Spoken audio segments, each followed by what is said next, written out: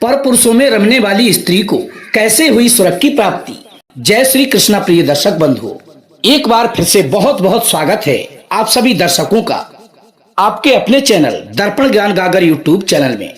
प्रिय सज्जनों, आज आपके समक्ष बहुत ही ज्ञानवर्धक व मोटिवेशनल कहानी लेकर हम हाजिर हुए हैं।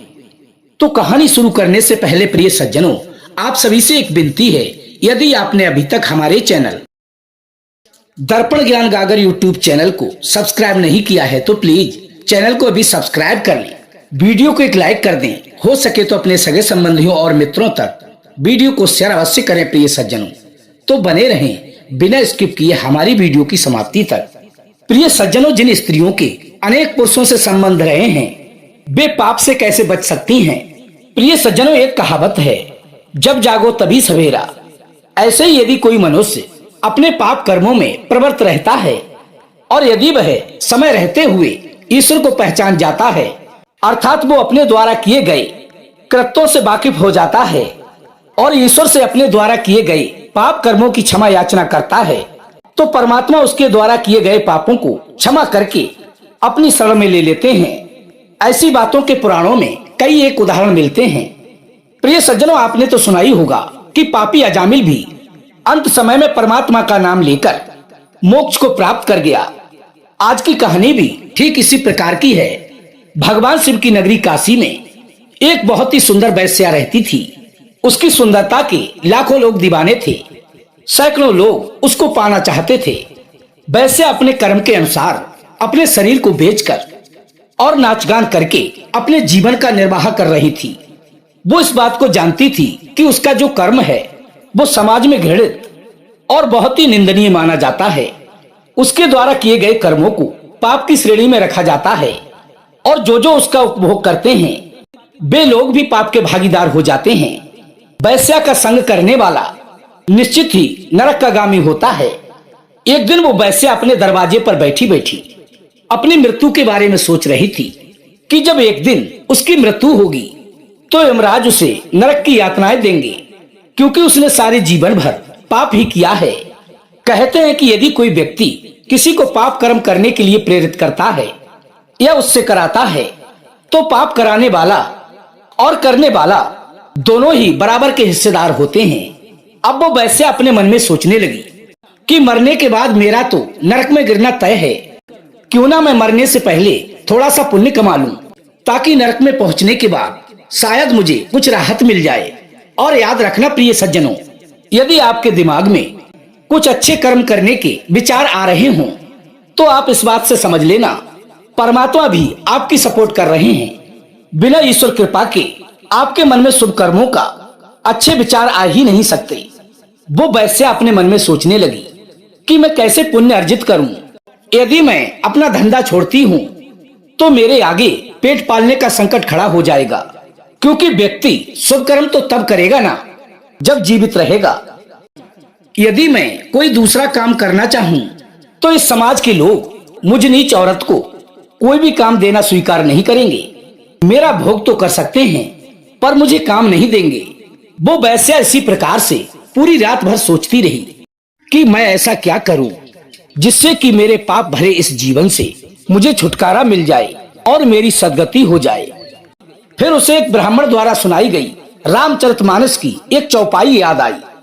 कर से कर्म करो विधि नाना और मन राखो जहाँ कृपा निधाना।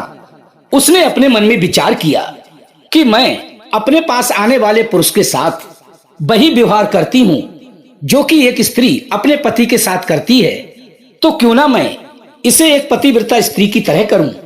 आज से जो भी पुरुष मेरे पास आएगा उसे मैं अपना पति समझूंगी और पति की तरह ही उसकी सेवा करूंगी। आज से मैं पतिव्रत धर्म का पालन करूंगी।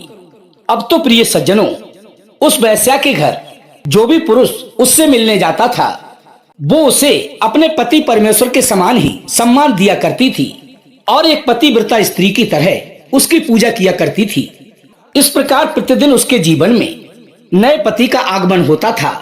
वो बिना भेदभाव किए उसकी सेवा किया करती थी। इसी प्रकार धीरे धीरे काफी समय व्यतीत हो गया। अनेकों पुरुष उसके जीवन में आए और चले गए। उसने सभी का उसी प्रकार से पूजन किया, सभी की सेवा की जैसे कि पतिव्रता स्त्रियां अपने पतियों की करती हैं। एक दिन उसके पास एक कोढ़ी पुरुष आया तो उस वेश्या ने उस कोढ़ी को अपने घर से भगाने की बजाय उसे बड़े ही आदर के साथ अपने घर के अंदर बुलाकर ले गई। वो व्यक्ति आयु से भी बहुत ही वृद्ध था और शरीर से भी बीमार था। वेश्या ने अपने मन में विचार किया कि जब ये कोढ़ी पुरुष आज मेरे द्वार पर आया है तो आज का यही मेरा सच्चा पति है, ये मेरे धर्म का देवता है। आज पति परमेश्वर की तरह मैं इसकी सेवा करूंगी। प्रिय सज्जनों, वो वेश्या उस रोगी बीमार पुरुष की एक पतिव्रता स्त्री की तरह अपना पति मानकर उसकी सेवा करती रही। रात में अचानक से उस कोढ़ी की तबीयत बिगड़ गई। हुआ ये कि वो कोढ़ी पुरुष उस वेश्या के घर पर ही मर गया। अपने एक रात के पति को मरा हुआ देखकर वो वेश्या उसके शव को अपनी गोदी में रखकर जोर जोर से रोने लगी। अपने मन में विचार करने लगी कि अब मैं क्या करूं। इसकी पत्नी होने के नाते मेरा धर्म तो ये बनता है कि मैं अपने इसी पति के साथ ही सती हो जाऊं, क्योंकि जो सच्ची पतिव्रता स्त्रियां होती हैं वे अपने पति के ना रहने पर अपना भी जीवन समाप्त ही समझती हैं। पतिव्रता स्त्री का हंसना खेलना, बोलना बतलाना, चलना फिरना सब कुछ पति के लिए ही होता है।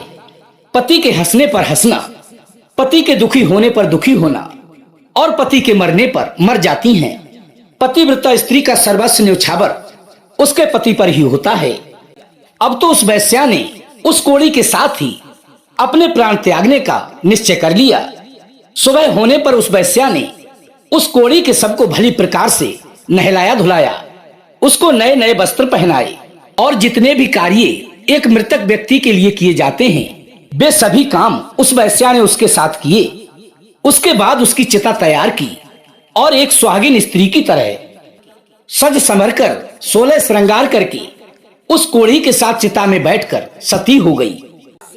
प्रिय सज्जनों, दैव योग से वो वेश्या उस पुरुष के साथ दिव्य देह पाकर पति लोक को चली गई। पतिव्रत धर्म का पालन करने के कारण भगवान ने उसके पूर्व में किए गए पापों को नष्ट कर दिया और उसे हमेशा हमेशा के लिए अपनी शरण में बुला लिया। प्रिय सज्जनों, इस कहानी का उद्देश्य ये है कि जब एक वेश्या पतिव्रत धर्म का पालन करने के कारण मोक्ष को प्राप्त हो गई तो वे स्त्रियां भी अपने पापों से रहित होकर मोक्ष को प्राप्त कर सकती हैं, जो कि व्यभिचारिणी हैं, जिन्होंने अपने 7 भामरों के विवाहिता पति को धोखा देकर पर पुरुषों से संबंध बनाए हैं या फिर कर रही हैं। कई बार उन स्त्रियों के मन में ये विचार अवश्य आता होगा कि उन्होंने अपने पति को धोखा देकर बहुत गलत किया है, तो परमात्मा उनको कैसे क्षमा करेगा। क्योंकि प्रिय सज्जनों, परमात्मा आपके पूर्व जन्मों की गलतियों को क्षमा कर सकते हैं जो कि आपने जाने अनजाने में की हैं। बस आपको करना सिर्फ इतना है कि आप अपनी उन गलतियों को गलती मानकर और आगे गलती ना करने का प्रण लेकर और ईश्वर को साक्षी मानकर जिस पुरुष को आपने पति रूप में चुना है उसके प्रति समर्पित हो जाओ। आज से अपने पति को ही अपने मन में बसाकर एक सच्ची पतिव्रता स्त्री की तरह उसकी पूजा करनी होगी। भले ही क्यों ना वो देखने में कुरूप है, निर्बल है, लूला लंगड़ा है, अनपढ़ है, गंवार है। यदि आप अभी से ही अपने पत्नी धर्म का पालन करने लगेंगी तो मेरी इस बात का विश्वास मानिए, परमात्मा आपकी गलतियों को भुलाकर अपनी शरण में आपको अवश्य ही ले लेंगे। क्योंकि जब जागो तभी सवेरा।